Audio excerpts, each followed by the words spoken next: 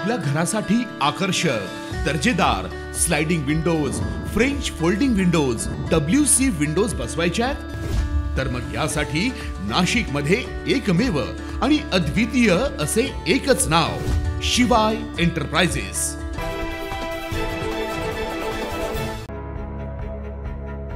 पंढरपूरची आषाढी वारी अवघ्या महाराष्ट्राचं श्रद्धास्थान आणि या वारीत लाखो भाविकांची सुरक्षितता आणि आरोग्याची काळजी घेणं हे शासनाचं प्रथम कर्तव्य आहे। याच पार्श्वभूमीवर राज्य सरकारकडून विविध आपत्ती व्यवस्थापन योजना राबवल्या जात असून या संदर्भात राज्याचे आपत्ती व्यवस्थापन मंत्री गिरीश महाजन यांनी वारकऱ्यांना भावनिक आणि सजग करणारा संदेश दिला।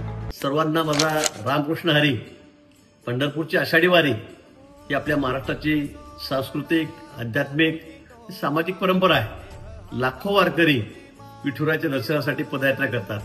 ही वारी सुरक्षित व्हावी, आरोग्यदायी व्हावी व आनंददायी व्हावी यासाठी राज्य शासन व आपत्ती व्यवस्थापन विभागामार्फत विविध प्रतिबंधात्मक उपाययोजना राबवण्यात येत आहेत। यामध्ये प्रामुख्याने वैद्यकीय सेवा असेल, सुविधा असेल, पाणी व स्वच्छतागृह व्यवस्था असेल, वारी मार्गावर व विश्रांती ठिकाणी मोबाईल व स्थिर स्वच्छतागृहांची उपलब्धता करून देण्यात येते। मात्र अनेक वर्षाचा इतिहास पाहता अनेक प्रकारच्या आपत्ती उद्भवल्याने त्याची उदाहरणं आपल्या समोर आहेत।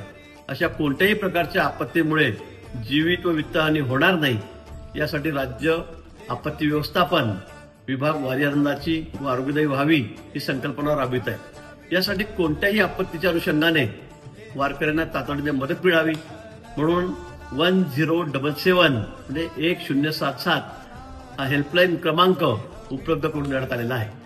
त्याचप्रमाणे आपत्कालीन मदत केंद्र देखील प्रत्येक टप्प्यावर कार्यान्वित करण्यात आलेली आहे। विशेषतः पावसाळ्यामध्ये अतिवृष्टी असते, वीज पडणं, दरडी कोसळणं, झाडं पडणं यासारख्या आपत्ती निर्माण होऊ शकतात आणि म्हणून वारीच्या मार्गावर राज्य शासनाकडून विविध माध्यमातून समाज जागृती आपण करत असतो।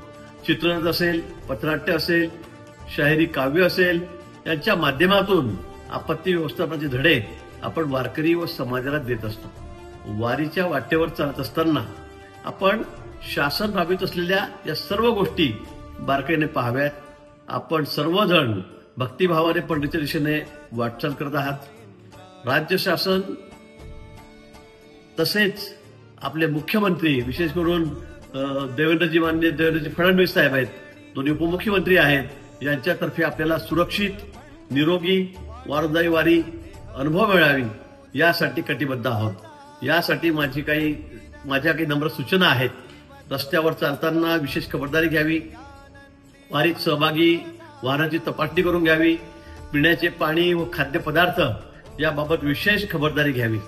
ताप, डोकेदुखी, थकवा यासारखे लक्षणं वाटल्यास जवळच्याच वैद्यकीय केंद्राशी आपण संपर्क साधावा।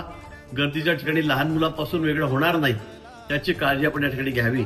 स्वच्छता ठेवा व शासनाच्या सूचनांचे पालन करा। आपत्तीच्या वेळेस आपत्ती व्यवस्थापन मदत केंद्राशी संपर्क साधा। प्रत्येक वारकरी हा विठ्ठल स्वरूप आहे। एकमेकांची काळजी घ्या।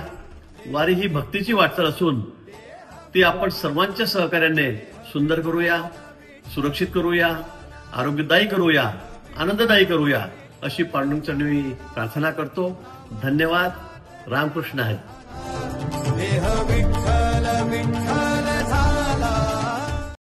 पावसाळ्याच्या पार्श्वभूमीवर अतिवृष्टी, वीज कोसळणं, झाड पडणं अशा आपत्तींना तोंड देता यावं म्हणून राज्य आपत्ती व्यवस्थापन विभाग सज्ज आहे। शाहिरी, पथनाट्य, चित्ररथ अशा माध्यमातूनही जनजागृती करण्यात येते। गिरीश महाजन यांनीही वारकऱ्यांना गर्दीपासून सावध राहा, ताप, थकवा वाटल्यास तातडीने वैद्यकीय मदतीसाठी 1077 या क्रमांकावर संपर्क करा अशा सूचना दिल्यात। वारी फक्त भावनेची नव्हे तर जबाबदारीची सुद्धा यात्रा आहे हे जे आपत्ती व्यवस्थापन मंत्री गिरीश महाजन यांच्या संदेशातून स्पष्ट होत आहे।